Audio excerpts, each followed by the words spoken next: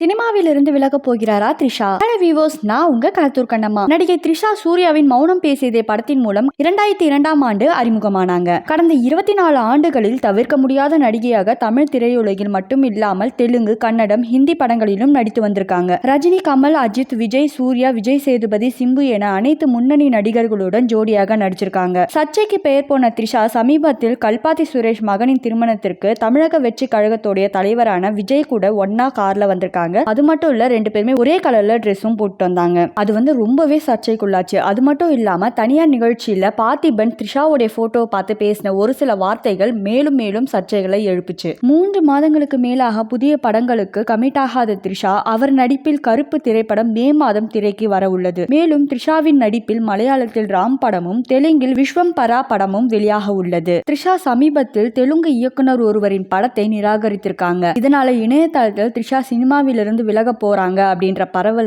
நிறையவே வந்துகிட்டு இருக்கு. த்ரிஷாவின் இந்த திடீர் முடிவுக்கு என்ன காரணம் என கேள்வி எழுந்துள்ளது. மேலும் முழு நேர சினிமாவில் இருந்து விலக உள்ள த்ரிஷா அரசியலில் ஈடுபட உள்ளாரா அல்லது என்ன செய்ய போகிறார் என கேள்வியும் சந்தேகமும் ரசிகர்கள் மத்தியில் நிறையவே எழுந்துட்டு இருக்கு. ஸோ இதை பத்தி நீங்க என்ன நினைக்கிறீங்கன்றதை மறக்காம கமெண்ட் பாக்ஸ்ல கமெண்ட் பண்ணிட்டு போயிடுங்க. நம்மளோட சேனலை லைக் பண்ணுங்க, ஷேர் பண்ணுங்க, சப்ஸ்கிரைப் பண்ணுங்க.